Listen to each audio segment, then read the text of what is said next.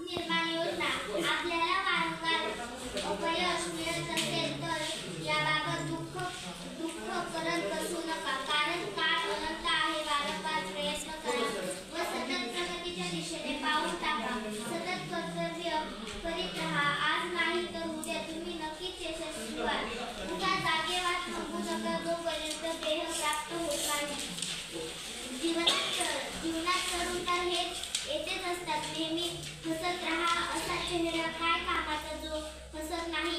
अहंकारापासून तितके सावध राहा जितके एखाद्या पिसाळलेल्या कुत्र्यापासून असतात. प्रत्येक क्षणाचा व संधीचा उपयोग करून घ्या. प्रगतीचा मार्ग फार मोठा आहे आणि काळ वेगाने पुढे जात आहे. म्हणून आपल्या संपूर्ण आत्मबळाने कामाला लागा. तेव्हाच तुम्ही ध्येय गाठू शकाल. कोणत्याही गोष्टीसाठी स्वतःला कष्टी करून घेऊ नका. मनुष्यावर नव्हे तर देवावर विश्वास ठेवा. तोच तुम्हाला योग्य मार्ग दाखवेल आणि सन्मार्ग सुचवेल. स्वतःच्या मनाला नेहमी कामात गुंतवून ठेवा. त्याला रिकामे राहू देऊ नका. जीवन गांभीर्याने जगा. तुमच्या समोर आत्मोन्नतीचे महान कार्य आहे आणि वेळ फारच थोडा आहे. बेसावधपणे जर तुम्ही नको त्या गोष्टीत गुंतून राहिला तर तुम्हाला दुःखी व्हावे लागेल आणि अधिकच वाईट स्थितीत जाऊन पोहोचाल. धैर्य व आशा बाळगल्यास जीवनातील सर्व प्रसंगाशी सामना करण्याची योग्यता तुमच्या लवकरच येईल. तुम्ही स्वतःच्या बळावर उभे राहा. आवश्यक वाटत असेल तर संपूर्ण जगाला आव्हान द्या. यामुळे तुमचे काहीही नुकसान होणार नाही. थोर व्यक्ती हे सदैव एकाकी वाटचाल करीत आहेत आणि या एकाकी प्रयत्नामुळे ते फार दूरपर्यंत पोहोचले आहेत.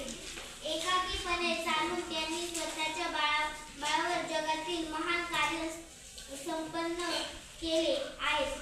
याकरिता त्यांना केवळ स्वतःच्या अंतरात्म्याची प्रेरणा प्राप्त झाली. आपल्या अंतरी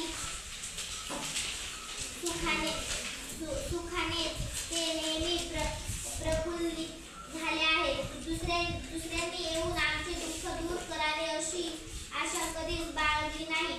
स्वतःच्या वृत्तीमध्ये त्यांनी आपला आश्रय शोधला आहे. एकटेपणा हे जीवनातील परम सत्य होय, परंतु एकटेपणापासून घाबरणे, त्रागा करणे, कर्तव्य पथावरून विचलित होणे हे महापाप होय. एकटेपणा हे आपल्या स्वतःच्या अंतरंगात लपलेले महान शक्तींना विकसित करणारे एक साधन आहे. स्वतःवरच अवलंबून राहिल्याने तुम्ही आपल्या श्रेष्ठतम शक्तींना प्रकाशात आणू शकता. क्षणभरासाठी आपण असे बांधले की आपल्याला एखाद्या नाटकाले तुम्हाला त्रास दिला व तुमचे अंतःकरण दुखावले तर काय तुम्ही या दुःखद गोष्टीचा उहापोह करीत राहणार? त्या अप्रिय प्रसंगांना विसरून जा आणि स्वतःच्या मनाला शुभकर्मामध्ये केंद्रित करा. चिंतेपासून मुक्त होण्याचा सर्वोत्तम उपाय दुःखांना विसरणे हाच आहे. आमचे पुढे एकच नाही दुसऱ्यांना सांगणे परंतु काहीच परिणाम होत नाही अशा बोलणाऱ्याने स्वतःकडे बघावे. आत्मनिरीक्षण केल्यास स्वतःच्या निश्चितेची साक्ष पटेल. भलेही तुम्ही बोलू नका किंवा कमी बोल, पण कार्यात तल्लीन व्हा. थोड्याच दिवसात असे दिसून येईल की लोक न सांगताच तुमच्याकडे आकर्षित होत आहेत.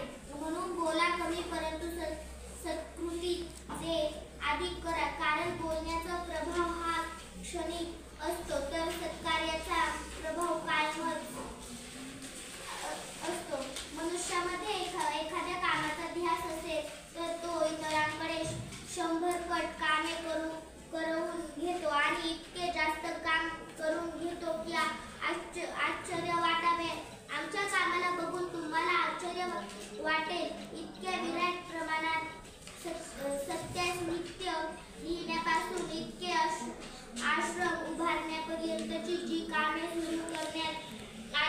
पूर्ण प्रणालीचा हा ध्येय आहे.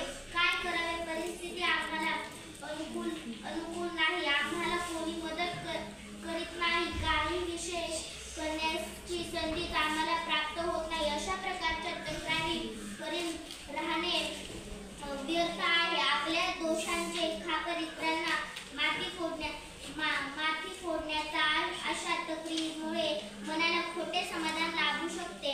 स्वतःच्या वर्तमान परिस्थितीकरता लोक कधी नशिबाला दोष देतात, तर कधी देवी देवतांसमोर नाक घासतात. या सर्वाचे कारण म्हणजे आमचा स्वतः विश्वास नसते.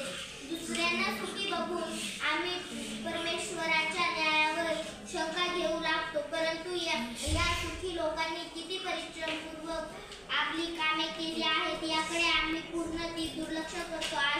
अशी जिद्द आमच्या अंगी आहे का, याकडे आम्ही लक्ष द्यावे. ईश्वर कोणत्याही बाबतीत पक्षपात करीत नाही